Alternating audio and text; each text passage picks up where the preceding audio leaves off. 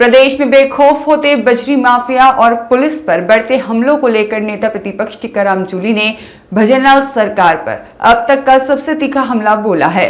जूली ने सीधा आरोप लगाया है कि अवैध खनन का यह काला खेल सरकार और विधायकों की मिलीभगत से चल रहा है। जूली ने केकड़ी की हालिया घटना को शर्मनाक बताते हुए कहा कि प्रदेश में कानून का नहीं बल्कि माफिया का राज है। एक एएसआई खुद स्वीकार कर रहा है कि उस पर कार्रवाई न करने के लिए विधायक का फोन आया और फिर उसे हटा दिया गया।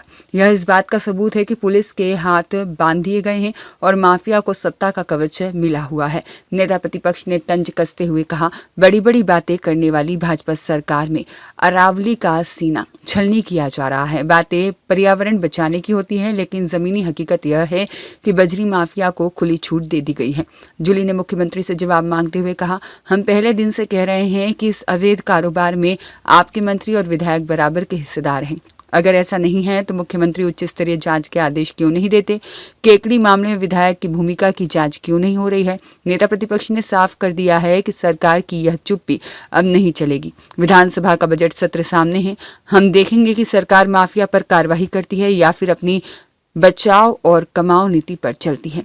सदन में सरकार को एक एक सवाल का जवाब देना होगा। देखिए, जिस प्रकार से पूरे प्रदेश के अंदर अवैध खनन जोरों पे है और बजरी को लेकर तो विशेष अभियान भी सरकार ने चलाए, तो हुआ क्या, नतीजा क्या हुआ? आज जिस प्रकार से बजरी का अवैध खनन किया जा रहा है और अगर पुलिस रोकने जाती है तो उसी को ही आप टारगेट करते हैं। पुलिसकर्मी जो एक ऐसा ही है केकड़ी के अंदर जिसने अवैध खनन को रोकने का काम किया, उसी को हटा दिया गया और वो खुद कह रहा है कि विधायक का उसको फोन आया है, विधायक उसको कह रहा है, पैसे के आरोप लगा रहा है। तो ये इस पूरे मामले की जांच होनी चाहिए।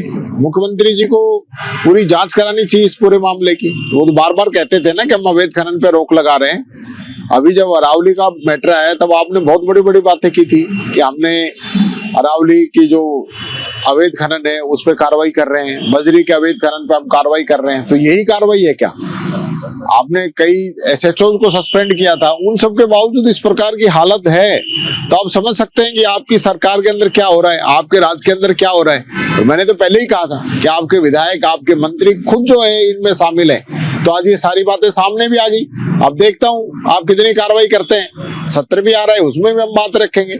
तो क्या जनता में कहने के लिए आपके बयानबाजी होती है? क्या आप कार्रवाई करिए ना, अब आपके विधायक पे कार्रवाई कीजिए। मैं मदन राठौड़ जी से भी कहता हूं वो भी कार्रवाई करें कि किस प्रकार का माहौल आज राजस्थान में बना हुआ है, किस प्रकार से आप सिर्फ बातें करके प्रदेश की जनता को गुमराह नहीं कर सकते। धरातल पे सारी चीजें सबके सामने आ रहे हैं। रोजाना डंपर जो है लोगों को कुचल कुचल के मार रहे हैं और आपको कोई चिंता ही नहीं है। आप ध्यान दीजिए। ब्यूरो रिपोर्ट देश 24 एक्सप्रेस।